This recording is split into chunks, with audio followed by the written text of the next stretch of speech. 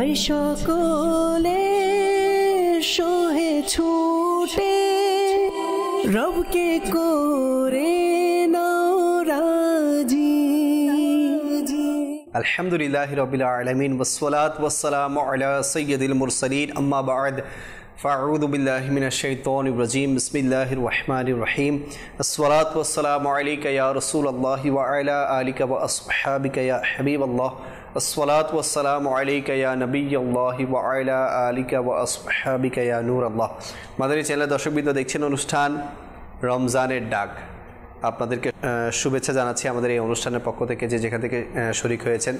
নবী করিম সাল্লাল্লাহু আলাইহি ওয়াসাল্লামের ফরমান, যে ব্যক্তি জুমার দিনে আমার উপর 200 বার দুরূদ শরীফ পাঠ করবে, আল্লাহ তাআলা তার 200 বছরের গুনাহকে মাফ করে দিবেন। সাল্লু আলাল হাবিব সাল্লাল্লাহু আলা মুহাম্মদ সাল্লাল্লাহু আলাইহি ওয়াসাল্লাম। আজকে আমরা যে বিষয় নিয়েছি তা হচ্ছে কুরআন ও আমরা। কুরআন নাজিলের মাস আমাদের মাঝে আছে, রমজানুল মুবারক, এবং যেই মাসে কোরআনে পাক নাজিল হয়েছে, সেই কোরআনে পাক কেন নাজিল হয়েছে, কোরআনে পাক নাজিল হওয়ার মাহাত্ম্য কী, এবং কোরআন আমাদের জন্য কেন এসেছে, কোরআন থেকে আমরা কি পাচ্ছি, কি নিচ্ছি, এবং কোরআন থেকে আমাদের কি কি শিক্ষা গ্রহণ করা উচিত, ইনশাআল্লাহুল করিম আমরা তা জানার চেষ্টা করব। আজকে আমাদের সাথে মোবালিকে দাওয়াত ইসলাম হিসেবে উপস্থিত আছেন আমাদের হাসান ভাই এবং আমাদের সেলিম ভাই, মাশাআল্লাহুল করিম, এবং নাতকা হিসেবে আমাদের মিনহাজ ভাই আছেন। আসুন দেরি না করে একটি কালাম শামিল করে এরপর ইনশাআল্লাহ আজকের বিষয় দিকে আমরা অগ্রসর হব। সাল্লু আলাল হাবিব সাল্লাল্লাহু আলা মুহাম্মদ সাল্লাল্লাহু আলাইহি ওয়াসাল্লাম। সাল্লি আলা রাসূলিনা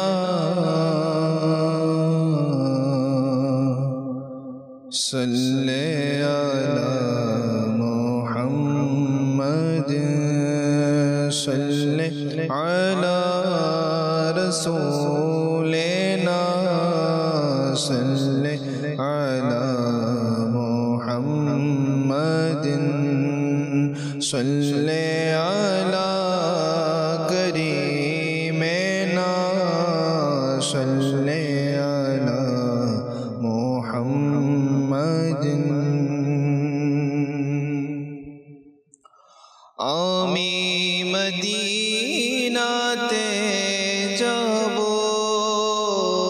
আমি মদিনাতে যাব, আজ না হয়তো কাল যাব, আকা আমায় ডাকিবে, আজ না হয়তো কাল যাব।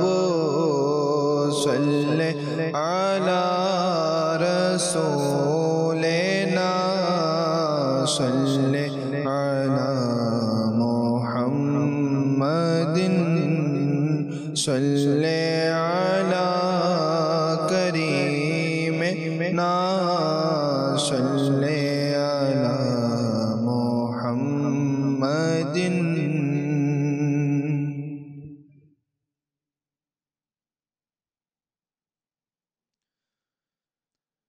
ইذনে তৈবা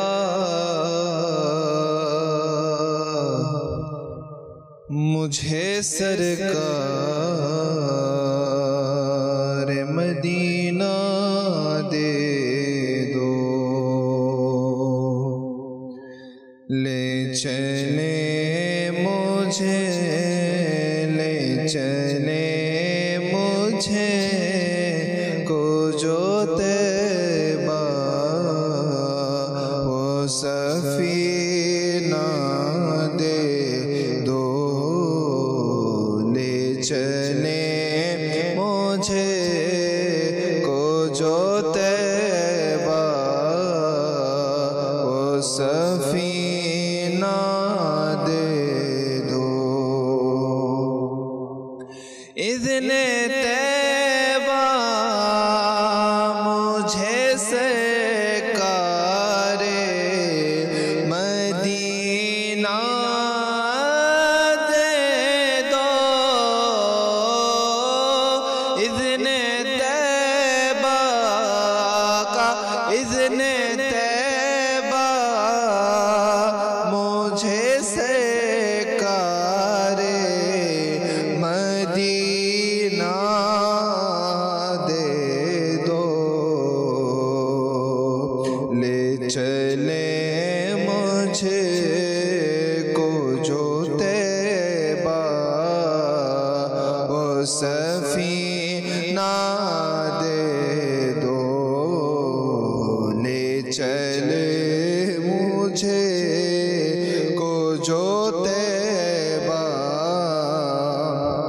سفینہ دے دو لے چلے مجھے کو جو طیبہ وہ سفینہ دے دو یاد طیبہ میں تڑپنے کا قرینہ دے دو یاد طیبہ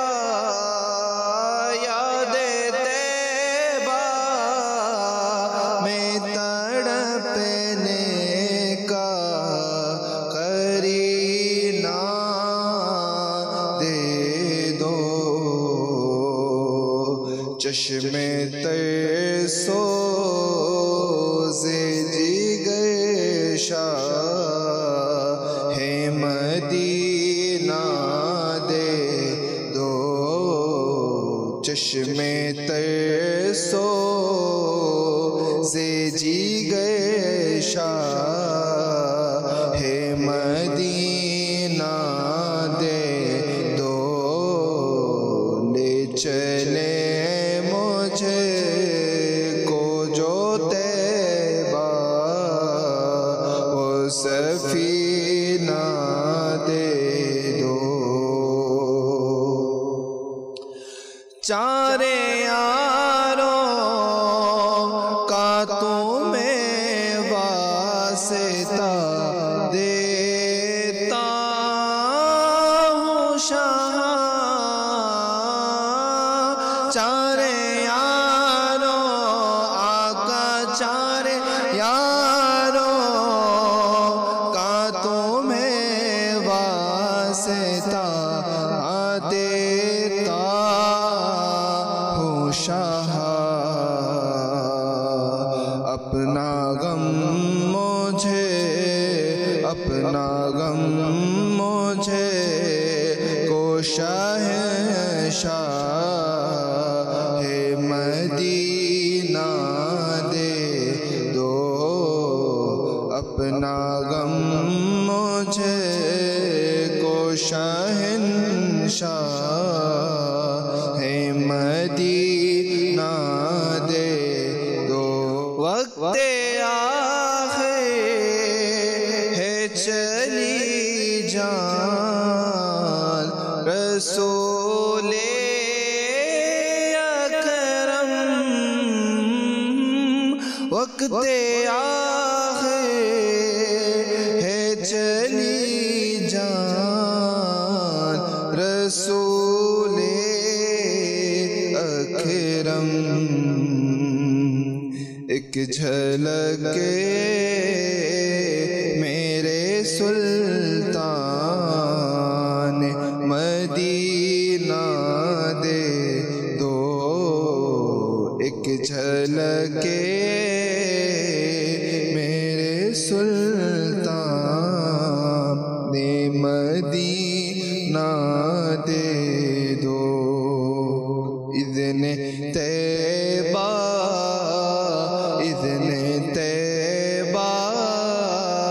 مجھے سرکار مدینہ دے دو لے چلے مجھے کو جو طیبہ وہ سفینہ دے دو لے چلے مجھے کو جو طیبہ وہ سفینہ دے دو দেখছেন অনুষ্ঠান রমজানের ডাক আজকে আমরা বিষয় নিয়েছি কোরআন ও আমরা আসো শুরুতে আমরা সেলিম ভাইয়ের কাছে যাব মাশাআল্লাহ সেলিম ভাইয়ের কাছ থেকে আমরা আজকের বিষয়ের শুরুতে মাদানী ফুল শুনব আলহামদুলিল্লাহি রাব্বিল আলামিন ওয়াসসালাতু ওয়াসসালামু আলা সাইয়্যিদিল মুরসালিন আম্মা বা'দ ফাআউযু বিল্লাহি মিনাশ শাইতানির রাজিম বিসমিল্লাহির রহমানির রহিম আমির আহলে সুন্নাত ওই মর্দ কালান্দার হযরত আল্লামা মৌলানা মোহাম্মদ ইলিয়াস আত্তার কাদরি রাজভী জিয়াই দামাত বারকাতুহুমুল আলিয়াকে শ্রদ্ধা ভরে স্মরণ করছি, যিনি আল্লাহ পাক রব্বুল আলামিনের দয়ায় রাসূল পাক সাল্লাল্লাহু আলাইহি ওয়াসাল্লাম এর নজরে করম এর মাধ্যমে যে সারা পৃথিবীর মধ্যে এমন একটি নিয়ামত আমাদেরকে দান করেছেন, যে নিয়ামত হয়তো লিয়াকত আমরা যদি দেখি যে আমরা মহল পাওয়ার আগে, এই দাওয়াত ইসলামী পাওয়ার আগে সেই নিয়ামত থেকে আমরা বঞ্চিত ছিলাম। সেটা হচ্ছে আমাদের দ্বারা পূর্ববর্তী বুজুর্গানে দিন রহিমাহুমুল্লাহুল মুবিনগণ ছিলেন, ওনারা রমজান শরীফকে যখন আসতো খুব খুশি হয়ে যেতেন, আর যখন আস্তে আস্তে আস্তে রমজান শরীফ তাশরিফ নিয়ে চলে যাওয়ার সময় হতো, মানে আস্তে আস্তে চলে যেত, তখন ওনারা খুব কান্নাকাটি করতেন, আফসোস করতেন এবং বলতেন, হায় আমি তো আমার অলসতার মাধ্যমে, অথচ ওনারা চেষ্টা করেছে, ওনারা আল্লাহর ওলি হয়েছে, নেক বান্দা হয়েছে আল্লাহ তাআলার ইবাদত বান্দেগী করার মাধ্যমে। তো এত কিছু করার পরও ওনারা কি বলে, হ্যাঁ আমি কিছু করতে পারিনি। তো আমির আহলে সুন্নাত ওই নিয়ামত আলহামদুলিল্লাহি রাব্বিল আলামিন আমাদেরকে দান করেছেন আল্লাহ তাআলার দয়ায়, যে এই ফিতনা ফিসাদের যুগে। সাথে সাথে আজকে যেহেতু আমাদের আলোচ্য বিষয় হচ্ছে যে রমজানের ডাক, এই অনুষ্ঠানের মধ্যে কোরআন ও আমরা। দেখেন, রমজান শরীফের এই পবিত্র বরকতময় মাস, এটার তো অনেক ফজিলত এবং মর্যাদা রয়েছে, আমরা ধারাবাহিকভাবে আলহামদুলিল্লাহ শ্রবণ করে আসছি।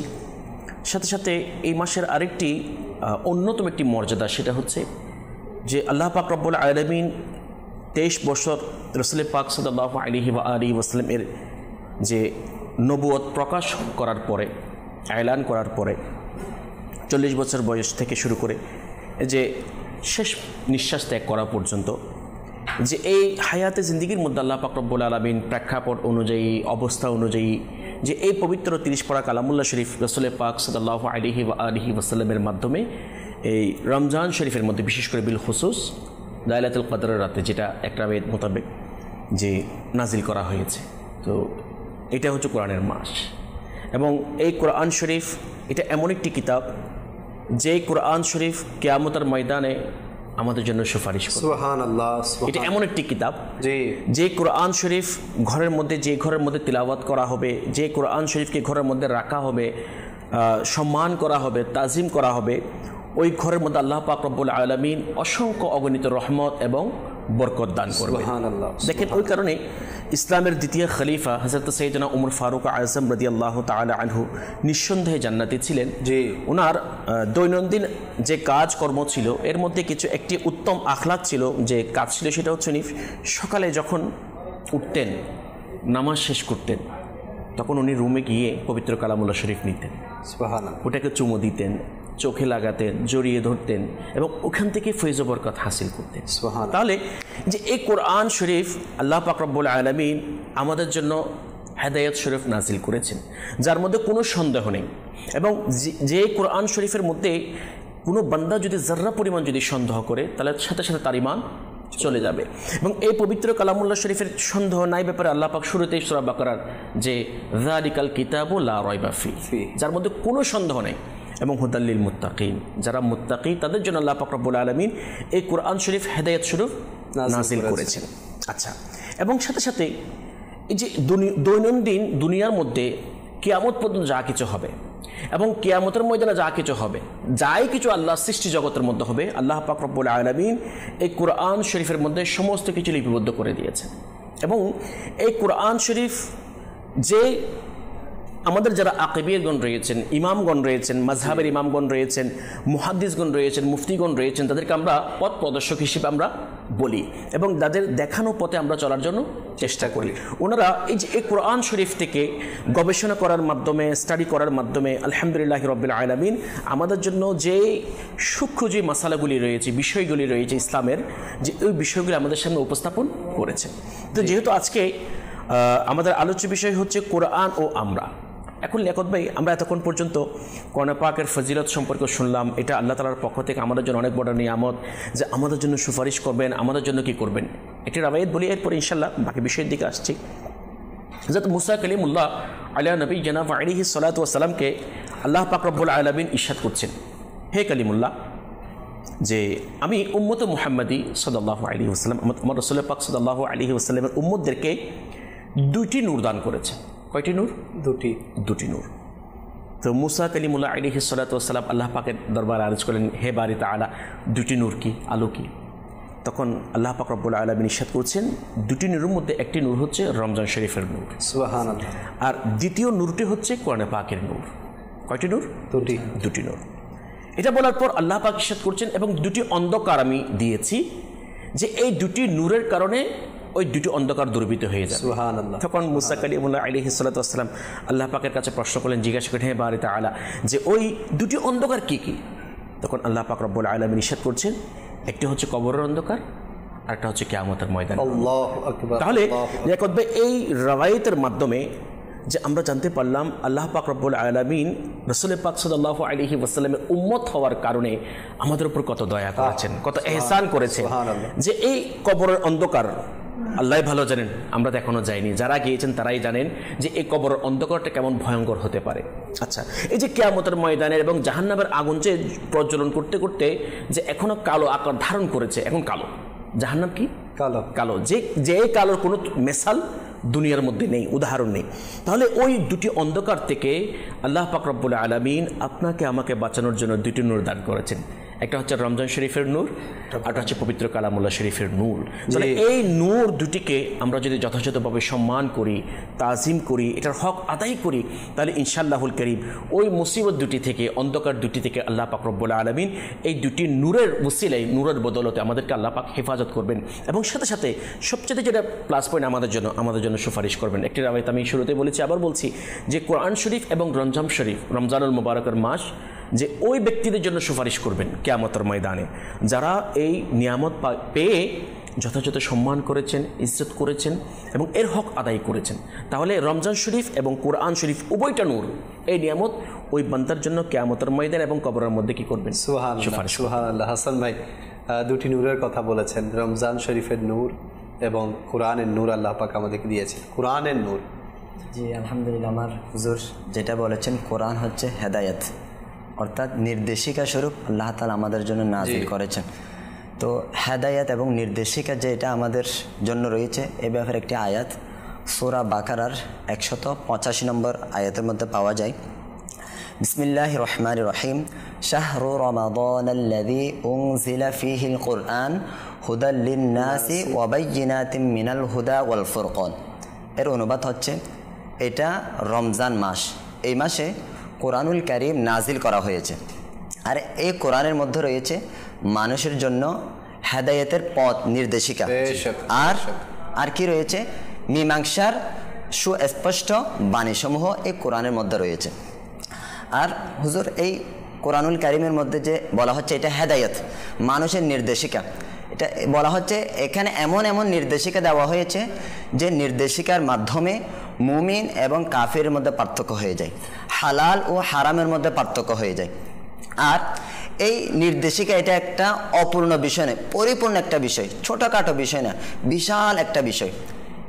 এরকম একটা আয়াতও পাওয়া যায় কোরআনুল কারীমের 6 নম্বর পারার 6 নম্বর পৃষ্ঠার সূরা মাইদার 3 নম্বর আয়াতের মধ্যে আল্লাহ রাব্বুল আলামিন ইরশাদ করছেন, বিসমিল্লাহির রহমানির রহিম, আল ইয়াউমা আকমালতু লাকুম দীনাকুম। আল্লাহ বলেন, আমি তোমাদের জন্য তোমাদের দ্বীন ইসলামকে পরিপূর্ণ করে দিয়েছি। কিভাবে পরিপূর্ণ করেছি? তাফসীরের মধ্যে আসছে, আমি এই কোরআনের মধ্যে আকাইদের যত জ্ঞান রয়েছে সবগুলো বর্ণনা করে দিয়েছি, যত ক্ষেত্র রয়েছে সকল ক্ষেত্রের হুকুম, আহকাম, আদেশ নিষেধ সম্পর্কিত আয়াত নাজিল করে আমি পরিপূর্ণ করে দিয়েছি। কোরআনুল কারীম যে আমাদের জন্য হেদায়েত স্বরূপ নির্দেশিকা, এটা বোঝার জন্য একটি ঘটনা আমরা শ্রবণ করি। বিভিন্ন হাদিসের কিতাবের মধ্যে পাওয়া যায়, আল্লাহ তাআলার প্রিয় মাহবুব হুজুর সাল্লাল্লাহু আলাইহি ওয়াসাল্লামের চরিত্র সম্পর্কে জানার জন্য মা আয়েশা রাদিয়াল্লাহু তাআলা আনহার কাছে কিছু সাহাবী গেল এবং জানতে চাইল আমাদের প্রিয় নবী রাসূল আরবি সাল্লাল্লাহু আলাইহি ওয়াসাল্লামের চরিত্র জীবন কেমন ছিল। তখন মা আয়েশা রাদিয়াল্লাহু তাআলা আনহা অবাক হয়ে বললেন, আলাস্তা তাকরাউল কোরআন, তুমি কি কোরআন পড়ো না? এরপরে বলেন, কানাত খুলুকুহু আল কোরআন, হুজুর সাল্লাল্লাহু আলাইহি ওয়াসাল্লামের জীবন চরিত্র হচ্ছে কোরআনের বাস্তব নমুনা। আর কোরআনের বাস্তব নমুনা এটা কোরআনের মধ্যেই আল্লাহ রাসূল সাল্লাল্লাহু আলাইহি ওয়াসাল্লামের চরিত্র নিয়ে আলোচনা করা হয়েছে।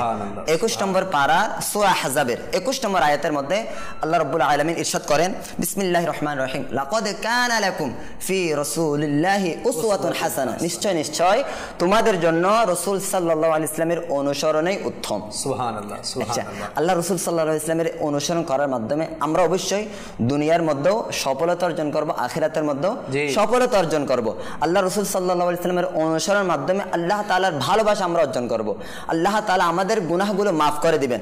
এভাবে একটি আয়াত পাওয়া যায় সূরা আলী ইমরানের 31 নম্বর আয়াত। আল্লাহ বলেন, বিসমিল্লাহির রহমানির রহিম, কুল ইন কুনতুম তুহিব্বুনাল্লাহ ফাত্তাবিউনি ইউহিব্বুকুমুল্লাহ ওয়া ইয়াগফির লাকুম যুনুবাকুম। আল্লাহ বলেন, হে রাসূল আপনি বলে দিন, তোমরা যদি আল্লাহ তাআলাকে ভালোবেসে থাকো তাহলে আমার অনুসরণ করো, রাসূলের অনুসরণ করো। রাসূলের অনুসরণ করলে কি হবে? ইউহিব্বুকুমুল্লাহ, আল্লাহ তাআলা তোমাদেরকে ভালোবাসবেন। ওয়া ইয়াগফির লাকুম যুনুবাকুম, শুধু ভালোবাসার মধ্যে শেষ নয়, তোমাদের গুনাহগুলোকে আল্লাহ তাআলা মাফ করে দিবেন। সুবহানাল্লাহ, সুবহানাল্লাহ। তো হুজুর আর মাদানী চ্যানেল দর্শক শ্রোতা, আল্লাহ তাআলার কোরআন আমাদের জন্য কত বড় গুরুত্বপূর্ণ, আমাদের সকল সমস্যার সমাধান করার জন্য কত গুরুত্ব রয়েছে, এটার একটি হাদিসে মোবারকার মধ্যে থেকে আমরা অনুমান করতে পারি। আল্লাহ রাসূল সাল্লাল্লাহু আলাইহি ওয়াসাল্লামের একটি হাদিসে মোবারক এভাবে আসছে যে হযরত আলী রাদিয়াল্লাহু তাআলা বর্ণনা করেছেন যে আমি হুজুর সাল্লাল্লাহু আলাইহি ওয়াসাল্লামকে ইরশাদ করতে শুনেছি, আলা ইন্নাহা সাতাকুনুন ফিতনা, সাবধান, নিশ্চয় এমন একটা সময় আসবে, এমন একটা যুগ আসবে যে যুগে ফিতনা, ফেসাদ, সমস্যা, অশান্তি, বিশৃঙ্খলা দেখা দিবে। তখন হযরত আলী রাদিয়াল্লাহু তাআলা আনহু বললেন, মাল মাখরাজু মিনহা ইয়া রাসূলুল্লাহ, ইয়া রাসূলুল্লাহ সাল্লাল্লাহু আলাইহি ওয়াসাল্লাম, ওই অশান্তি থেকে, ওই বিশৃঙ্খলা থেকে আমরা কিভাবে মুক্তি পাবো? তখন হুজুর সাল্লাল্লাহু আলাইহি ওয়াসাল্লাম বললেন, কিতাবুল্লাহ, আল্লাহ তাআলার কিতাব। আল্লাহ তাআলার কিতাবের মাধ্যমে আমরা সকল অশান্তি থেকে, সকল বিশৃঙ্খলা থেকে আমরা অবশ্যই মুক্তি পাবো। সুবহানাল্লাহ, সুবহানাল্লাহ। আমাদের চ্যানেল দর্শকবৃন্দ, আমরা অনেক সময় দেখি যে ইংলিশ কোনো ওয়ার্ডের মিনিং যদি খুঁজতে যাই, ছোট একটা ডিকশনারিতে খুঁজি যে এই ডিকশনারিতে হয়তো বা আমি এই ওয়ার্ডের মিনিং পেয়ে যাব। আচ্ছা, এখানে না পেলে এর চাইতে বড় একটা ডিকশনারিতে খুঁজি, হয়তো বা এখানে পেয়ে যাব। লাস্ট যে ডিকশনারিটা বাজারের মধ্যে পাওয়া যায় সেটা নিয়ে আসি যে এখানের মধ্যে তো অন্তত সব পাবো। আর যারা আপনারা মাদ্রাসার আছেন, আপনাদের জন্য উর্দু শব্দর অর্থ জানতে হলে আপনারা কোন কিতাবটা নেন? একটা প্রসিদ্ধ কিতাব আছে, উর্দু কিতাব, আপনারা জানেন, উর্দুর ওয়ার্ড জানার জন্য। আবার ঠিক, জি, ফিরজুল লুগাত আছে, জি জি জি জি। তো কিন্তু দেখা যায় যে এমন কিছু ওয়ার্ড আপনাদের সামনে চলে আসে, এগুলোতেও থাকে না। জি। কিন্তু আমাদের এই কথার দ্বারা, আমাদের এই মুবাল্লিগে দাওয়াত ইসলামীদের স্টেটমেন্টের দ্বারা এটা পরিষ্কার হয়ে গেল যে জীবনের এমন কিছু নাই যেটার জন্য আপনাকে কোরআন ব্যতীত অন্য কোনো কিছুর কাছে যেতে হবে। আপনি জীবনের প্রত্যেকটা ক্ষেত্র, প্রত্যেকটা সেক্টরের জন্য কোরআনের সহায়তা নিতে পারবেন। কোরআনের মধ্যে সবকিছু আছে। কোরআন হচ্ছে পুরো একটা এনসাইক্লোপিডিয়া, অর্থাৎ এখানের মধ্যে আপনি সবকিছু পাবেন। এবং এটা শুধু পড়লেই হবে না, এই কিতাবের মধ্যে আছে না, অনেকে কোরআন পড়ে হেদায়েত প্রাপ্ত হবে, আবার অনেকে কোরআন পড়েই পথভ্রষ্ট হবে। জি জি জি। তো কাদের জন্য হুজুর পথভ্রষ্টতা, কেন কোরআন পড়ে অনেকে পথভ্রষ্ট হবে, এটাও আমরা জানতে চাই। জি, এটার মূল কারণ হচ্ছে আসলে তখন রাসূল পাক সাল্লাল্লাহু আলাইহি ওয়াসাল্লামের যুগ থেকে শুরু করে কিয়ামত পর্যন্ত থাকে, যাদের ব্যাপারে আল্লাহ পাক রব্বুল আলামিন ইন্নাল মুনাফিকিনা ফিদ দারিকিল আসফালি মিনান নার বলেছেন। নিশ্চয়ই যে মুনাফিক জাহান্নামের সর্বনিকৃষ্ট, সর্বনিম্ন স্তরে যেটা জাহান্নাম, এর মধ্যে সেই থাকবে। তো মুনাফিক মানে সে হচ্ছে নামধারী, লিবাসদারী। মুনাফিক এত মারাত্মক, অর্থাৎ সে আপনার রূপ ধারণ করে আপনাকে ধোঁকা দিবে, আপনার আকৃতি ধারণ করে, আপনার ভেষভূষণ ধারণ করে আপনাকে ধোঁকা দিবে। দেখেন, আল্লাহ পাক রব্বুল আলামিনের পক্ষ থেকে যেটা মনোনীত ধর্ম সেটা হচ্ছে ইসলাম ধর্ম। ইন্নাদ দীনা ইনদাল্লাহিল ইসলাম, আল্লাহ তাআলার পক্ষ থেকে যেটা মনোনীত ধর্ম সেটা হচ্ছে ইসলাম ধর্ম। এবং যে ধর্মটা পরিপূর্ণ হয়েছে, যেটা আমার হাসান ভাই একটি আয়াতে মুবারকে কিছুক্ষণ আগে বলেছেন, আল ইয়াউমা আকমালতু লাকুম দীনাকুম, এই আয়াত মুবারকার মাধ্যমে যে রাসূল পাক সাল্লাল্লাহু আলাইহি ওয়াসাল্লামের কাছে যে আল্লাহ পাক রব্বুল আলামিন যে দায়িত্ব অর্পণ করেছে, এটা যে রাসূল পাক সাল্লাল্লাহু আলাইহি ওয়াসাল্লাম পরিপূর্ণ করেছেন, সেটা এই আয়াত মুবারকার মাধ্যমে আল্লাহ তাআলা সেটা বুঝিয়ে দিয়েছেন, জানিয়ে দিয়েছেন। তাহলে দেখেন, আল্লাহ তাআলার পক্ষ থেকে যেটা মনোনীত ধর্ম ইসলাম ধর্ম, সেটা এত সুন্দর ধর্ম আল্লাহ পাক রব্বুল আলামিন রাসূল পাক সাল্লাল্লাহু আলাইহি ওয়াসাল্লামের মাধ্যমে সারা বিশ্ববাসীকে সেটা জানিয়ে দিয়েছেন। এবং কিয়ামত পর্যন্ত যারা আসবে প্রত্যেকেই দেখবে যে যদি যতগুলি ধর্ম দুনিয়ার মধ্যে আছে, প্রত্যেকটা ধর্মের মধ্যে শ্রেষ্ঠ ধর্ম হচ্ছে কি? ইসলাম ধর্ম। এটা কেন? এটা কারণ কি? কারণ ইসলামের যে সংস্কৃতি, রাসূল পাক সাল্লাল্লাহু আলাইহি ওয়াসাল্লামের যেটা আখলাকে মুবারাকা, চরিত্র মুবারাকা, যে আয়াতে মুবারাকা সম্পর্কে হাসান ভাইও বলেছেন লাকাদ কানা লাকুম ফি রাসূলিল্লাহি উসওয়াতুন হাসানা, যে আল্লাহ তাআলা তো চাইলে পারতেন দুনিয়াবে অন্য কোনো ব্যক্তিকে অনুসরণ করার জন্য, বলে নাই, বরঞ্চ রাসূল পাক সাল্লাল্লাহু আলাইহি ওয়াসাল্লাম এর অনুসরণ হচ্ছে কি সর্বোত্তম বেস্ট। কিন্তু এই যে মুনাফিক যারা, লিবাসদারি যারা মুসলমান, নামদারি যারা মুসলমান, তারা মুসলমানদের যেটা আখলাক এটা এমনি মুখে বলবে কিন্তু অন্তরের মধ্যে সেই জিনিসটা তাদের থাকবে না।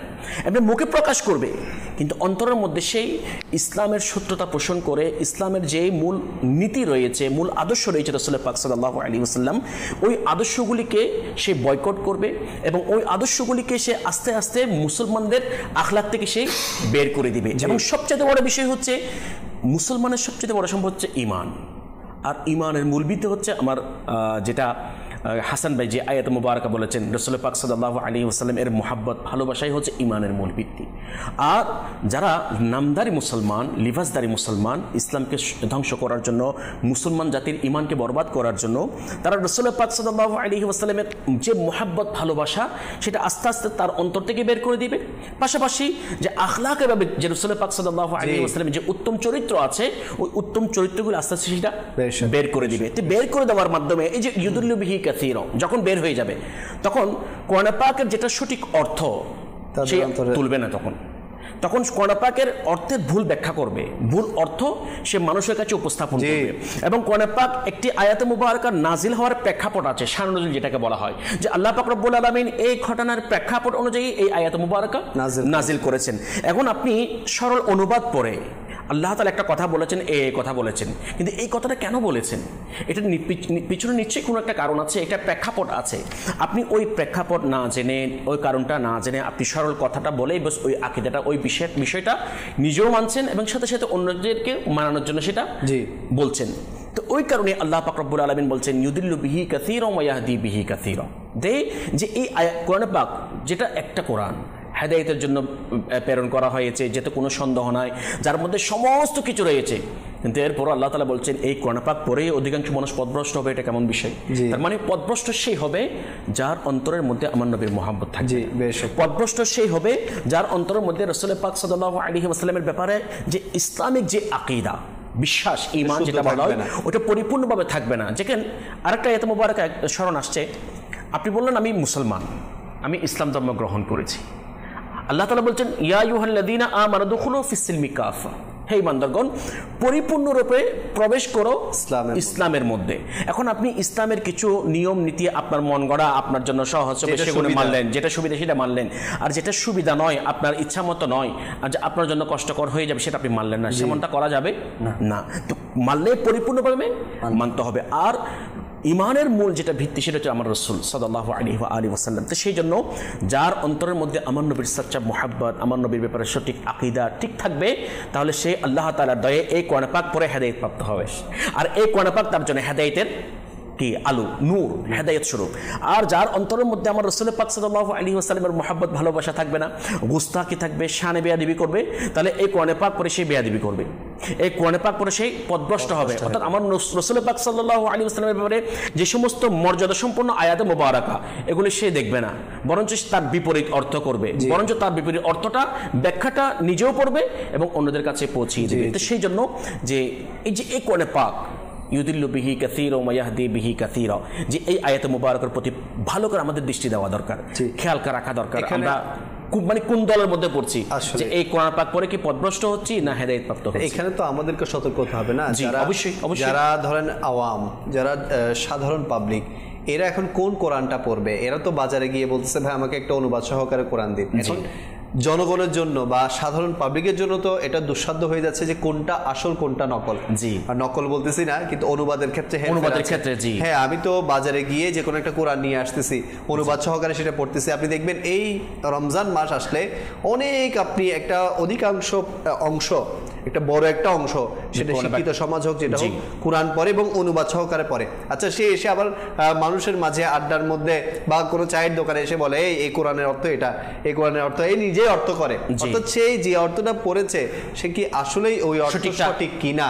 এখন এই জন্য আপনারা কি মেসেজ দিবেন জনগণদেরকে? এই জন্য আমি মানে সবচেয়ে সহজ এবং উত্তম মেসেজ হচ্ছে আলহামদুলিল্লাহ রাব্বিল আলামিন, আমার আকা আলা হযরত ইমাম ইশক মুহাম্মদ আশ-শাহ ইমাম আহমদ রাজা খাঁ ফাজলে বেরলভী রহমতুল্লাহি তাআলা আলাইহি, যেহেতু সময় সংক্ষিপ্ত, তাহলে এই যে কনজুল ঈমান কেন শ্রেষ্ঠ অনুবাদের দিক দিয়ে, মানে কোরআন পাকের সঠিক অর্থ করার দিক দিয়ে কনজুল ঈমান কেন শ্রেষ্ঠ হতে হবে সেটা উপস্থাপন করতাম, হয়তো এটা সম্ভব হবে না। তবে আমি মেসেজ দিব, আমরা আলহামদুলিল্লাহ রাব্বিল আলামিন এটা বাংলা তরজমা করা হয়েছে তাফসীর সহ, নুরুল ইরফান এটার ব্যাখ্যা সহ। মোটামুটি একজন মানুষ একটা আয়াতে মুবারাকার প্রাথমিক যে বিষয়গুলি আছে সেগুলি জানার জন্য এটা এনাফ। মানে সে যদি চায় সঠিক অর্থটা জানবে এবং পাশাপাশি তার সংক্ষিপ্ত ব্যাখ্যা সম্পর্কে, বিশ্লেষণ সম্পর্কে জানবে, তাহলে আমাদের উচিত হচ্ছে কনজুল ঈমান, যেটা আলা হযরত রাহমাতুল্লাহি তাআলা আলাইহি যে কি করেছেন, অনুবাদ করেছেন, আসিম আত-তারি সিরাতুল জিনান করেছেন, সেটা ইনশাআল্লাহ বাংলায় খুব শীঘ্রই আমাদের কাছে চলে আসবে, আপনারা এটাও সংগ্রহ করতে পারেন।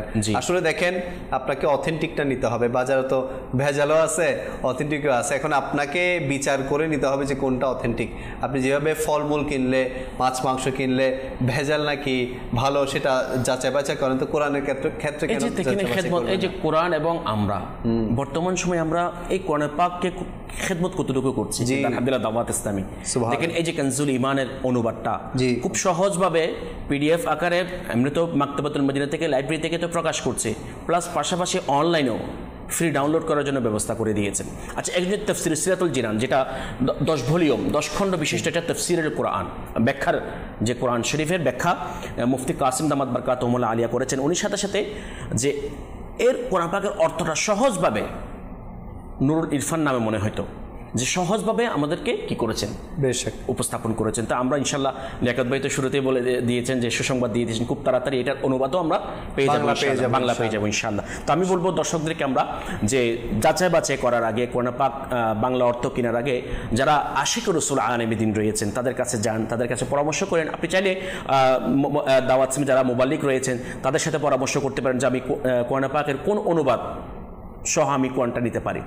এখান থেকে মেসেজ হচ্ছে আমরা কনজুল ঈমান নিই এবং তাফসীর সিরাতুল জিনানের যেটা অনুবাদ দাওয়াত ইসলামীর পক্ষ থেকে প্রকাশ করা হবে, আপনি ওইটা নিন, এটাও নিতে পারেন, ওইটাও নিতে পারেন। আল্লাহ পাক রব্বুল আলামিন আমাদেরকে বোঝার এবং আমল করার তৌফিক দান করুন। আমিন আমিন ইনশাআল্লাহুল কারীম। আমরা আবারও আসবো আলোচনার দিকে। আসুন, কিছু দর্শক কল করেছেন, সেই কলগুলো আমরা অনুষ্ঠানে শামিল করি। জি, মোহাম্মদ সুরাত আলী সর্দার, আমি মাদানী সেভেন দেখছি, আমি সকাল তো মাদানী সেভেন দেখি, ইনশাআল্লাহ আরো 10 জনের আমি দেখতে বলি, আমার জন্য দোয়া করুন। মাশাআল্লাহ মাশাআল্লাহ, আপনি নিজেও দেখেন, অপরকেও দেখার জন্য বলেন। আল্লাহ পাক আপনার সমস্ত নেক জায়েজ ফরিয়াদগুলোকে কবুল করুক। Next call. আমার নাম হোসেন, একটা গজল শুনতে চাই, সোনার মদিনা আমার কানের মদিনা। আচ্ছা, আমাদের সাথেই থাকবেন, ইনশাআল্লাহ আমরা শোনানোর চেষ্টা করব। Next call. আমাদের খুব পছন্দ হয়, সবাই দেখি, খুব ভালো লাগে। আমাদের পরিবারে যারা আছি আমরা সবাই দেখে, আমাদের অনেক পরিবর্তন হয়েছে চ্যানেল দেখে। আপনারা আমাদের জন্য দোয়া করবেন। আল্লাহ পাক আপনার পরিবারের উপর খাস রহমত নাজিল করুক, এভাবে মাদানী চ্যানেল দেখে আপনাদের পরিবর্তন হওয়ার তৌফিক দান করুক এবং আমাদের সবাইকে মাদানী চ্যানেল থেকে অনুষ্ঠান দেখে দেখে নিজেকে পরিবর্তন করার এবং ইলমে দ্বীন হাসিল করার সেই তৌফিক দান করুক। Next call. মোহাম্মদ জয়নাল ইসলাম বলতেছি পঞ্চগড় থেকে, আমি একটু গজল শুনতে চাই। গজল শুনতে চান? ইনশাআল্লাহ আমাদের সাথেই থাকুন, ইনশাআল্লাহ আমরা শোনানোর চেষ্টা করব। Next call. Mohammadullah, Madani channel আমার খুবই ভালো লাগে, এটা আমার প্রিয় চ্যানেল। রমজানের তো একদিন আগে আমি এই চ্যানেলটা পাইছি, আমি খুব খুশি হয়েছি, আজকে আনন্দ। মাদানী চ্যানেল সমস্ত কলাকুশলী এবং আলেম ওলামা সবার জন্য দোয়া করেন, আমার জন্য দোয়া করবেন। আমি একজন অসুস্থ মানুষ। আল্লাহ আল্লাহ আল্লাহ পাক আপনাকে শিফা দান করুক, আল্লাহ পাক আপনাকে সুস্থতার হায়াত নসিব করুক, নেক হায়াত নসিব করুক। আপনি মাদানী চ্যানেল দেখছেন, আল্লাহ পাক মাদানী চ্যানেল থেকে আপনাকে শিক্ষা গ্রহণ করার তৌফিক দান করুক। Next call. নারায়ণগঞ্জ রূপন থেকে বলছিলাম, আমি একটি নাতের রাসূল শুনতে চাই, মারহাবা ইয়া মুস্তাফা।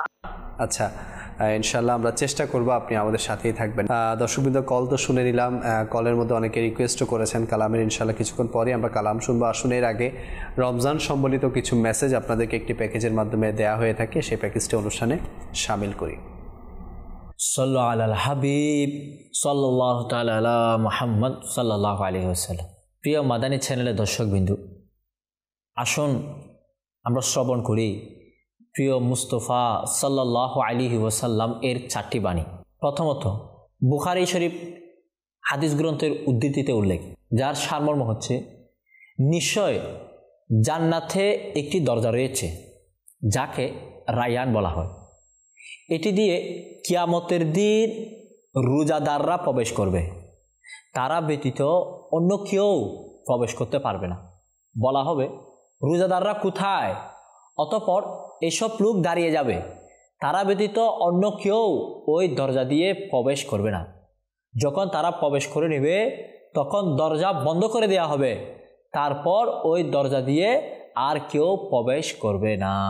2, যে রমজানের রোজা রাখলো এবং এর সীমাবদ্ধতাকে জানলো, আর যে জিনিস থেকে বিরত থাকা উচিত তা থেকে বিরত ছিল, তবে যা কিছু গুনাহ পূর্বে করেছিল তার কাফারা হয়ে গেল।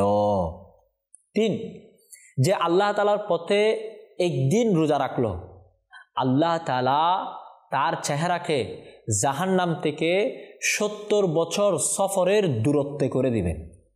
4, যে আল্লাহ তাআলার সন্তুষ্টি অর্জনের জন্য একদিনে রোজা রাখলো, আল্লাহ তাআলা তাকে জাহান্নাম থেকে এত দূরে রাখবেন যেমন একটি কাক যে তার শৈশব থেকে উঠতে আরম্ভ করে অবশেষে বুড়ো হয়ে মারা যায়।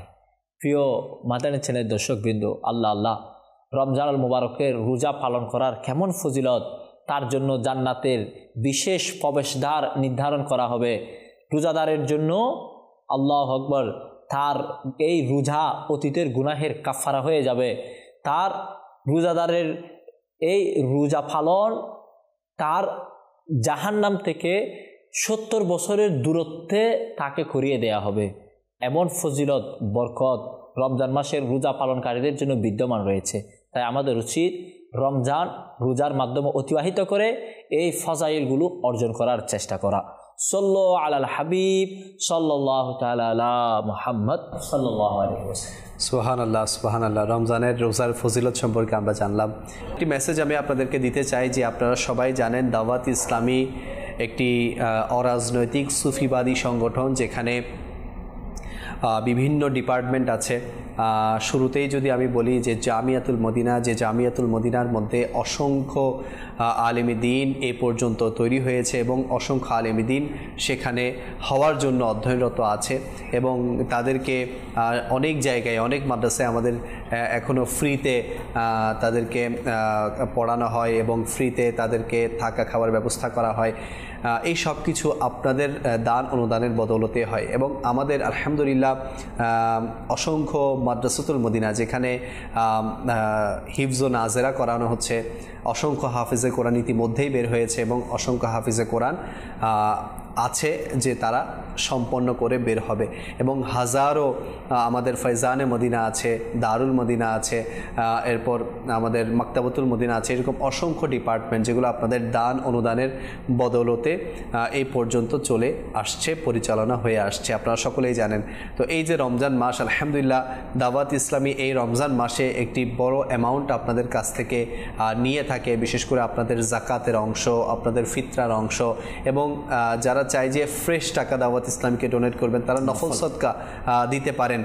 তো এই জন্য আমি আপনাদেরকে অনুরোধ করব যে দাওয়াত ইসলামীর আপনাদের ডোনেশনের খুবই প্রয়োজন।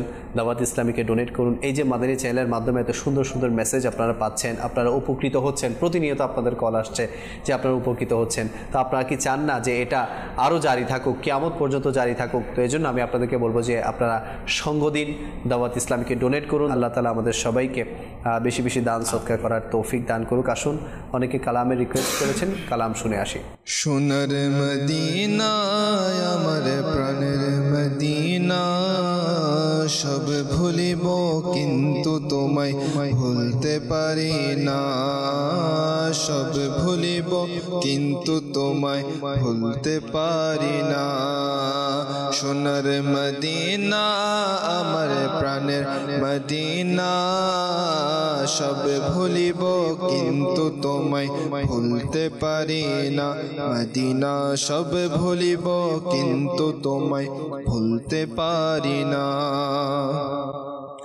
अर्श मुअल्लार চেয়ে দামি তুমি হও খোদার সৃষ্টিতে তুমি শ্রেষ্ঠ ভূমি হও अर्श मुअल्लार চেয়ে দামি তুমি হও খোদার সৃষ্টিতে তুমি শ্রেষ্ঠ ভূমি হও তোমার বুকে শুয়ে আছেন শাহে মদিনা তোমার বুকে শুয়ে আছেন শাহে মদিনা সব ভুলিব কিন্তু তোমায় ভুলতে পারি না সব ভুলিব কিন্তু তোমায় ভুলতে পারি না সোনার মদিনা আমার প্রাণের মদিনা সব ভুলিব কিন্তু তোমায় ভুলতে পারি না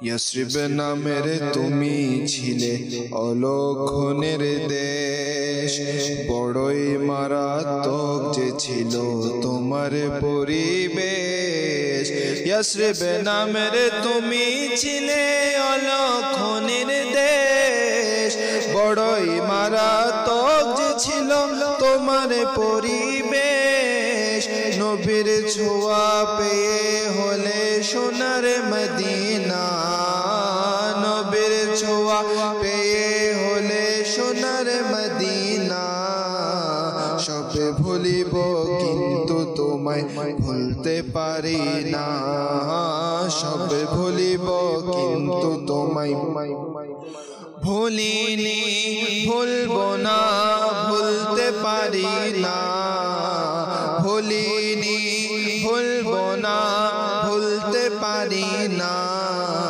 সব ভুলিব কিন্তু তোমায় ভুলতে পারি না ভুলিব কিন্তু তোমায় ভুলতে পারি না জান্নাতের বাগানে তোমায় নবী বলেছেন হক শিফার অধিকারী তোমায় করেছেন জান্নাতের বাগানে তোমায় নবী বলেছেন হক শিফার অধিকারী তোমায় করেছেন তোমার বুকে প্রবাহিত নূরের ঝরনা তোমার বুকে প্রবাহিত নূরের ঝরনা সব কিন্তু তোমায় ভুলতে পারি না সব ভুলিব কিন্তু তোমায় ভুলতে পারি না তোমার বুকে আমার নবীর কদম পড়েছে তোমার বুকে জিবরিল আমিন সদা এসেছে তোমার বুকে আমার নবীর কদম পড়েছে তোমার বুকে জিবরিল আমিন সদা এসেছে অধম বলে কেমন করে যাব মদিনা অধম বলে কেমন করে যাব মদিনা সব ভুলিব কিন্তু তোমায় ভুলতে পারি না সব ভুলিব কিন্তু তোমায় ভুলতে পারি না ভুলিনি ভুলবো না ভুলতে পারি না ভুলিনি ভুলবো না ভুলতে পারি না সব ভুলিব কিন্তু তোমায় ভুলতে পারি না মদিনা সব ভুলিব কিন্তু তোমায় ভুলতে পারি না সুবহানাল্লাহ, সুবহানাল্লাহ। আসলেই সব ভুলিব কিন্তু তোমায় ভুলতে পারি না, ভুলা উচিত না। যে নবী না আসলে আমরা দামি হতে পারতাম না। হ্যাঁ, যে নবীর উম্মতরা অন্য সকল নবীর উম্মতের চাইতে দামি, জি, যে নবীর সদকায় আমরা দামি হয়েছি, তো সেই নবীর মদিনাকে আমরা কিভাবে ভুলতে পারি? যে মদিনার মধ্যে নবী করিম সাল্লাল্লাহু আলাইহি ওয়াসাল্লামের জাতে মুবারাকা এখন তাশরিফ আছে, সেখানে আরাম ফরমাচ্ছে, হ্যাঁ, সেই মদিনাকে আমরা কেমনে ভুলতে পারি? আর খুব সুন্দর একটা লাইন বলেছেন, যেখানে নবীর কদম পড়েছে। আসলে এটা অনেক আশিকেরও কিন্তু একটা জজবাত, যে মদিনায় আমার নবীর কদম পড়েছে, যে মদিনায় শুধু নবী পাক কেন অসংখ্য বুজুর্গানে দ্বীনদের কদম পড়েছে। ভাই, হ্যাঁ, এই যে দুনিয়ার মধ্যে আমরা আছি না, রাসূল পাক সাল্লাল্লাহু আলাইহি ওয়াসাল্লাম একটা রাওয়ায়াত এরকম, যদি আল্লাহ পাকের কাছে যদি এই দুনিয়ার মূল্য মশা আছে না, জি, মশার ডানার সমপরিমাণ যদি হতো, তাহলে কোনো অমুসলিমকে আল্লাহ পাক রব্বুল আলামিন এক ফোঁটা পানি দিতেন না। আল্লাহ, তাহলে যে দুনিয়ার মূল্য আল্লাহ তাআলার কাছে মানে নাই, নাথিং, কোনো মূল্যই নাই। আর এই দুনিয়ার দামি হয়েছে আমার নবীর কদম মোবারক। সুবহানাল্লাহ, সুবহানাল্লাহ, সুবহানাল্লাহ। আল্লাহ পাক আমাদের সবাইকে বাস মদিনায় পৌঁছে দিক, মদিনায় মৃত্যু দান করুক এবং মদিনায় ঘর বাসানোর তৌফিক দান করুক। সুবহানাল্লাহ। দেখছেন অনুষ্ঠান রমজানের ডাক, আলোচনা চলছিল কোরআনও আমরা, হাসান ভাই, কোরআনও আমরা। জি হুজুর, কোরআনুল কারীমের আদেশ নিষেধ না থাকার কারণে, কোরআনের জ্ঞান না থাকার কারণে আমাদের সামাজিক বলেন, পারিবারিক বলেন, বিভিন্ন সময় অশান্তির মধ্যে ভুগছেন। জি, বিভিন্ন বিশৃঙ্খলা সৃষ্টি হচ্ছে। পারিবারিকভাবেও মানুষ, পরিবারের সদস্যরা অশান্তির মধ্যে থাকে। এটার একটা কারণ এটা হতে পারে, পরিবারের মধ্যে স্বামী স্ত্রী বলেন বা একে অপরের প্রতি সম্মান দিয়ে কথা বলে না, ভালো আচরণ করে না। তো আল্লাহ রাব্বুল আলামিন স্বামীদেরকে উদ্দেশ্য করে বলেন, ওয়াশিরুহুন্না বিল মারুফ, তোমরা তাদের সাথে, তোমাদের স্ত্রীদের সাথে ভালো আচরণ করো, উত্তম আচরণ করো। আচ্ছা, কেমন আচরণ করবে? তাফসীরের মধ্যে আসছে, যে আচরণ তুমি তার থেকে আশা করো সেই রকম ভালো আচরণ তার সাথেও করো। এর মাধ্যমে ইনশাআল্লাহুল কারীম ঝগড়া অনেকটা কমে যাবে, বিশৃঙ্খলা অনেকটা কমে যাবে। আল্লাহ রাসূল সাল্লাল্লাহু আলাইহি ওয়াসাল্লামের হাদিসে মুবারাকার মধ্যে আসছে, প্রিয় নবী রাসূল আরবি সাল্লাল্লাহু আলাইহি ওয়াসাল্লাম বলেছেন, তোমাদের মধ্যে সর্বোত্তম ব্যক্তি সেই যে তার পরিবারের মধ্যে সর্বোত্তম। সুবহানাল্লাহ। এরপরে বলেন, ওয়া আনা খায়রুকুম লিআহলি, আমি আমার পরিবারের মধ্যে সর্বোত্তম। সুবহানাল্লাহ। তো এই হাদিসটার ব্যাখ্যা করতে গিয়ে মিরআতুল মানাজিহ এর মধ্যে আসছে, কোনো ব্যক্তি পরিবারের বাইরের কোনো মানুষের সাথে সৎ আচরণ করা, ভালো ব্যবহার করা, এটা কোনো মহৎ কাজ না। কেননা ওই পরিবারের বাইরে যারা আছে তাদের সাথে সব সময় থাকা হয় না। যাদের সাথে, অর্থাৎ পরিবারের সাথে সব সময় থাকা হয়, যাদের সাথে সব সময় থাকা হয় তাদের সাথে ভালো ব্যবহার করা, উত্তম ব্যবহার করা, এটাই মহৎ ব্যক্তির গুণ, এটাই তো বাহাদুরি, এটাই বাহাদুরি। জি, তো আমি পরিবার বাইর হইলাম, ভালো আচরণ করছি মানুষের সাথে, এটা বাহাদুরি নয় বা মহৎ গুণও নয়। তা আরেকটা সমাজের মধ্যে দেখা যায়, সামাজিক এক লোক অপর লোকের মধ্যে অশান্তি লেগে থাকে, এক লোক অপর লোককে পছন্দ করে না, দেখতে পারে না। এটার কারণ এটা হতে পারে একের প্রতি অন্যের একটা হিংসা পোষণ হয়, হিংসা করে। আবার যদি কোনো ব্যক্তির একটা ভুল হয়ে যায়, ওই ভুলটা সংশোধন না করে ওই ব্যক্তি তাকে ভুলটা দেখিয়ে থাকে, তাকে আরো কষ্ট দিতে থাকে। তো এই বিষয়ে আল্লাহ রাব্বুল আলামিন কোরআনের মধ্যে বলছেন, ইন্নাল মুমিনিনা ইখওয়াতুন, নিশ্চয় মুসলমান একে অপরের ভাই ভাই, ফাসলিহু বাইনা আখওয়াইকুম, সুতরাং তোমরা তোমাদের মধ্যে শান্তি প্রতিষ্ঠা করো। এরপর বলেন, ওয়াত্তাকুল্লাহ লাআল্লাকুম তুরহামুন, এটার করার মাধ্যমে তোমরা আল্লাহ তাআলার রহমত পাবে আর আল্লাহ তাআলাকেও ভয় করো। আরেকটি হাদিসে মুবারাকের মধ্যে পাওয়া যায়, প্রিয় নবী রাসূল আরবি সাল্লাল্লাহু তাআলা আলাইহি ওয়াসাল্লাম হাদিসে মুবারাকের মধ্যে ইরশাদ করেছেন, সিবাবুল মুসলিমি ফুসুকুন, অর্থাৎ মুসলমানকে গালি দেওয়া এটা ফাসিকি, খারাপ কথা বলা, মন্দ কথা বলা, এটা ফাসিকি। ওয়া কিতালুহু কুফরুন, এবং মুসলমানকে হত্যা করা অথবা মুসলমানের সাথে ঝগড়া করা, লড়াই করা, এটা কুফর। এই হাদিসটির ব্যাখ্যা করতে গিয়ে মিরাতুল মানাজিহের মধ্যে আসছে, এখানে কুফর দ্বারা উদ্দেশ্য হচ্ছে নাশুকরি করা, অকৃতজ্ঞ হওয়া, অর্থাৎ কোনো মুসলমানকে কষ্ট দেওয়া, খারাপ কথা বলা, মন্দ কথা বলা, এটা হচ্ছে একটা নাশুকের মতো কাজ, অকৃতজ্ঞ হওয়ার মতো কাজ। এরপর বলেন মুফতি মুহাদ্দিস সাহেব, কোনো মুসলমানের সাথে কোনো মুসলমানের সাথে ঝগড়া করার পর কোনো কারণে তাকে কোনো কারণ ছাড়া মারধর করা এটা নাজায়েজ রয়েছে। অথবা এরপর বলেন কোনো মুসলমানের সাথে যুদ্ধ করা, ঝগড়া করা, হত্যা করা এটা ইমানের পরিপন্থী একটা কাজ। এই জন্য আমাদের সমাজ অথবা আমাদের পরিবার যদি কোরআনুল কারীমের আদেশ নিষেধ অনুযায়ী আমল করতে শুরু করি, কোরআনের জ্ঞান না থাকলে অর্জন করে কোরআন অনুযায়ী আমাদের জীবনকে সাজাতে শুরু করি, ইনশাআল্লাহুল কারীম আল্লাহ রাসূল সাল্লাল্লাহু আলাইহি ওয়াসাল্লাম যে বলেছেন কোরআনুল কারীম হচ্ছে সকল সমস্যা থেকে সমস্যার পাওয়ার একটা মাধ্যম, মুক্তির উপায় হচ্ছে কোরআনুল কারীম। কোরআন কারীমের মাধ্যমে ইনশাআল্লাহুল কারীম আমরা সকল সমস্যা থেকে সমাধান নিতে পারবো ইনশাআল্লাহ। সুবহানাল্লাহ। কোরআনই হচ্ছে সকল রোগের ঔষধ। আমরা যদি কোরআনকে যে ক্ষেত্রের জন্য নিতে চাই সেই ক্ষেত্র আমাদেরকে সহায়তা করবে এই কোরআন। কোরআন না পড়ার কারণে, কোরআন না জানার কারণে, আমার হুজুর যেটা বললেন, কোরআনকে বুঝতে না পারার কারণে আজকে আমরা বিভিন্ন বিপদের মধ্যে পড়ছি। সেলিম ভাই, আসলে আমরা যদি দেখি আল্লাহ পাক রব্বুল আলামিন পবিত্র, জি আল্লাহু আকবার, তবে আলহামদুলিল্লাহ শুকরিয়া আদায় করছি দাওয়াত ইসলাম আমাদের উপরে ইহসান করেছেন। ইনশাআল্লাহ বিষয়ের দিকে আসতেছি যে এই যে কোরআনে পাকের আজকে যেহেতু আমাদের আলোচ্য বিষয় হচ্ছে কোরআন ও আমরা, আজকে আমরা এত লাঞ্ছিত কেন? আজকে আমরা এত মার খাচ্ছি কেন? আজকে আমরা এত অপমানিত কেন হচ্ছি?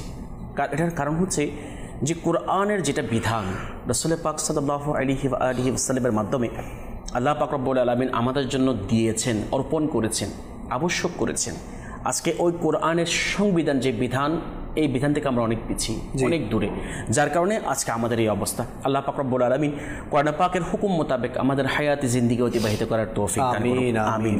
আচ্ছা দেখেন লিয়াকত ভাই, কয়েকটা বিষয় যে এতক্ষণ পর্যন্ত আমার হাসান ভাই যে কথাগুলি আলোচনা করেছেন, এর পাশাপাশি আমি এই বিষয়গুলি তুলে ধরবো। সাথে সাথে এই যে আমাদের সমাজের মধ্যে যে বিশৃঙ্খলা, যে এক অপরের সাথে মনোমালিন্য হওয়া, ঝগড়া ফাসাদ হওয়া, এগুলির মূল কারণ হচ্ছে কোরআন এবং হাদিস থেকে আমরা দূরে সরে যাওয়ার কারণে। রাসূল পাক সাল্লাল্লাহু আলাইহি ওয়াসাল্লামের ওই আদর্শ, যে আদর্শগুলি আমাদের সমাজকে সুশৃঙ্খল বানানোর সিস্টেম পদ্ধতি আমাদেরকে শিক্ষা দেয়, যে শিক্ষাটা দাওয়াত ইসলামী আলহামদুলিল্লাহ রাব্বিল আলামিন আমাদেরকে দিচ্ছে আমরা আম্বিয়া আলাইহিস সালাম যে এই ফিতনা ফিসাদের যুগে। এবং যে দাওয়াত ইসলামী কোরআনে পাকের যে খেদমত করে যাচ্ছেন, আজকে আমরা কোথায়, আমরা কীভাবে খেদমত করছি? আমার যে কিছুক্ষণ পূর্বে যে আপনি যে কথা বলছেন যে দাওয়াত ইসলামীকে ডোনেট করার জন্য, ডোনেশন দেওয়ার জন্য, আমরা দাওয়াত ইসলামীকে কেন দিব? শুনেন, দাওয়াত ইসলামী এই কোরআন পাকের খেদমতকে কীভাবে করছেন দেখেন। আমরা হয়তোবা এটা চিন্তা করি যে হয়তোবা সাধারণ মানুষ যারা আছে তাদেরকে নেকির দাওয়াত দেওয়া সহজ, দেওয়া যায়, কিন্তু আপনি কখনো কি এটা শুনেছেন কোন একজন আসামি, মার্ডার কেসের আসামি, বড় ধরনের অপরাধী, সে কোরআন হাফেজ হয়েছে? আল্লাহু আকবার। দেখেছেন ইতিহাসে কখনো? আল্লাহু আকবার। আলহামদুলিল্লাহ রাব্বিল আলামিন সেই ইতিহাস দাওয়াত ইসলামী করেছে, আলহামদুলিল্লাহ। হ্যাঁ, অন্য দেশের মধ্যে দাওয়াত ইসলামী কোরআনের খেদমতকে এভাবে করছেন এবং কোরআনের মোহাব্বত, তাজিম, ভালোবাসা যে মুসলমানদের অন্তর অন্তরে এভাবে পৌঁছিয়ে দিচ্ছেন। একটা জেলখানার মধ্যে 36 জন মনে হয় কিছুদিন পূর্বে যে পাগড়ি পরিধান করে দেওয়া হয়েছে তাদেরকে সম্মান দেওয়া হয়েছে। কেন? সে জেলখানার মধ্যে কারা যায়? যারা অপরাধী তারাই যায়। হাসান ভাই, লিয়াকত ভাই, আমার মিনহাজ ভাই এখন আছেন, যারা দর্শক শ্রোতা তারাও আমাদের সাথে একমত পোষণ করবেন যে জেলখানা হচ্ছে ভালো মানুষের জায়গা নয়, জেলখানাটা হচ্ছে অপরাধীদের জায়গা। কেন? সে দুনিয়ার মধ্যে অপরাধ করেছে, সেটার জন্য শাস্তি স্বরূপ তাকে সেখানে পাঠানো হচ্ছে শাস্তি দেওয়ার জন্য। তো এটা সত্য, আমাদের দুনিয়াবি জেলখানার মধ্যে এমন একটা পরিবেশ যে ভালো মানুষ যদিও যায়, অনেক মিথ্যা মামলার মধ্যে ফেসে যায় না, সেও খারাপ হয়ে যায় পরিবেশের কারণে। তার মানে পরিবেশটা এমনটা হয়ে গিয়েছে।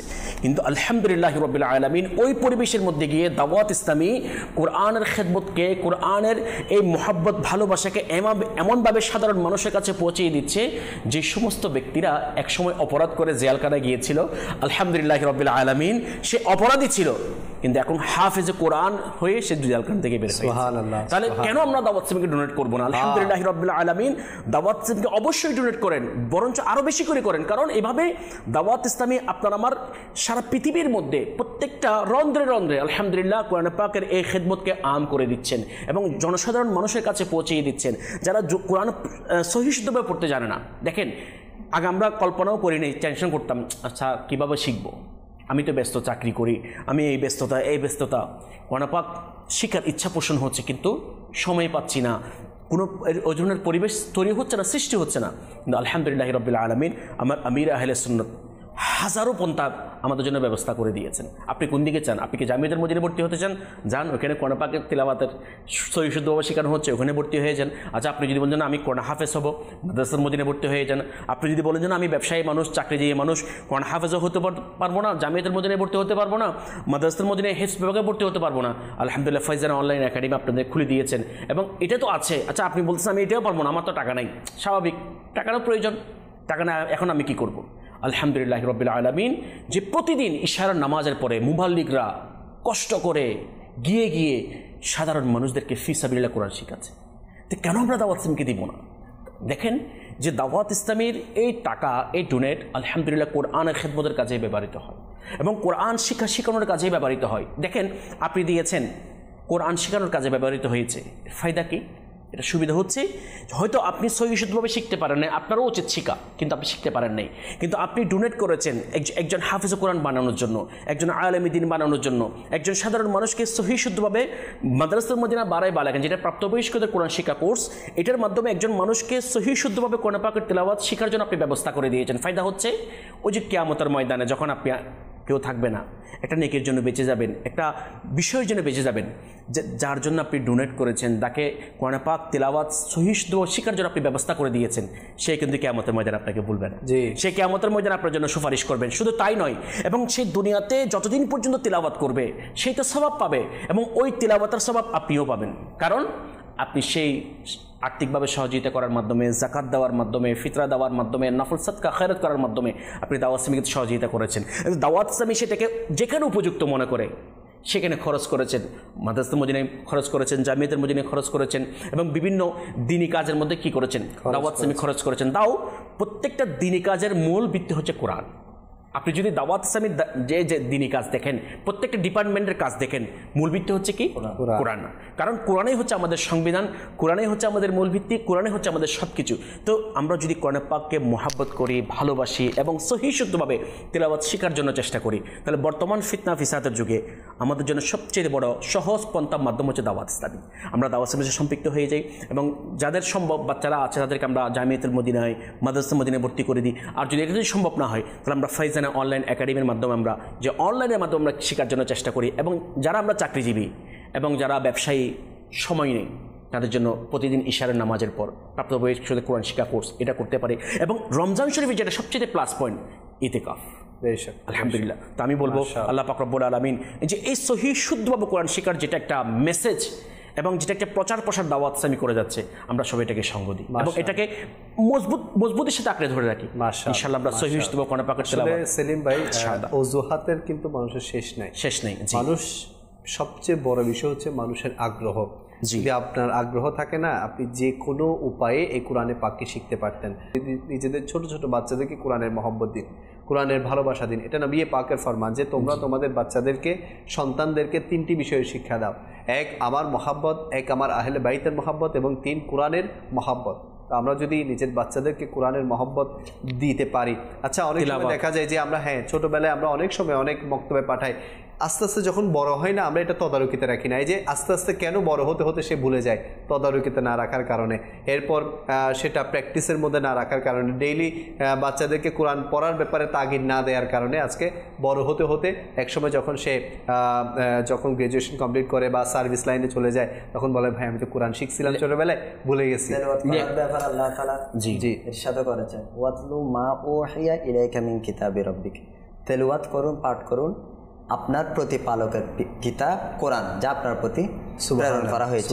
পাঠ করলে ফজিলত হাদিসের মধ্যে অনেক আসছে। একটা হাদিসের মুবারাকার মধ্যে আসছে, মান ক্বারাআ মিনাল কুরআনি হারাফান ফালাহু 10 হাসানাত। যে ব্যক্তি কোরআনের একটা হরফ পাঠ করবে তার জন্য 10টি নেকি রয়েছে। সুবহানাল্লাহ। আরেকটা দুঃখের বিষয় হচ্ছে আমাদের মুসলমানদের মধ্যে অধিকাংশ মুসলমান তো কোরআন পড়ে না। কিছু সংখ্যক যারা রমজানে পড়ে, রমজানের পরে আর একদম পড়ে না। যারা পড়ে তাদের মধ্যে বেশিরভাগ তেলাওয়াতকারীর তেলাওয়াত ভুল, অশুদ্ধ। তো অশুদ্ধ করলে আবার ক্ষতিও আছে। মানুষ কোরআন তেলাওয়াত করে আল্লাহ তাআলার রহমত পাওয়ার জন্য, দয়া পাওয়ার জন্য, প্রতিদান পাওয়ার জন্য, কিন্তু কোরআন তেলাওয়াতের মাধ্যমে দয়া না পেয়ে উল্টা অভিশাপ পাচ্ছে। হযরতে সাইয়্যিদুনা আনাস বিন মালিক রাদিয়াল্লাহু তাআলা আনহুর একটি রিওয়ায়াতে ভাবে আসছে রুব্বা ক্বারি লিল কুরআনি ওয়াল কুরআনু ইয়ালআনু, কোরআনের এমন কিছু পাঠক আছে যাদেরকে কোরআন অভিশাপ দেবে। তো আমরা কেউ চাই না অভিশাপ প্রাপ্ত হওয়ার জন্য, সবাই চায় কোরআনের মাধ্যমে রহমত পাওয়ার জন্য। এই জন্য রহমত পেতে হলে কোরআনকে অবশ্যই শুদ্ধভাবে পড়তে হবে। আচ্ছা, যারা জানেন এদের জন্য আমি বলবো যে আপনারা যদি জেনেও থাকেন অন্তত একটা বারের জন্য হলেও একজন হাফিজ সাহেবের কাছে, একজন ভালো কারির কাছে, হ্যাঁ একজন সুন্নি আলেমে দিনের কাছে একটু চেক করায় নেন যে হুজুর আমি পড়তেছি, আপনি একটু দেখেন ভাই কতক্ষণ লাগবে।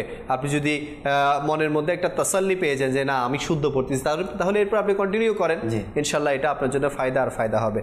আমরা এটা আমাদের জন্য অবশ্যই জরুরি যে সহি শুদ্ধভাবে শেখাটা। এখন আমরা যারা পরে ভুল করছি, আমি বলবো যে আলা হাজরাতের ওই মাসলাটা, ওই মেসেজটা আমরা নিই, অতটুকু পরিমাণ ফরজ এটা যে একটি হরফ আরেকটি হরফ থেকে উচ্চারণের ক্ষেত্রে আলাদা পার্থক্য করা যায়, এতটুকু তাজবিদ আকীদা সহকারে সহি শুদ্ধভাবে কোরআন শেখা প্রত্যেক মুসলমানের জন্য ফরজ আইন। আল্লাহ পাক আমাদের সবাইকে বোঝার তৌফিক দান করুক। আজকের অনুষ্ঠান এখানে শেষ করতে হচ্ছে।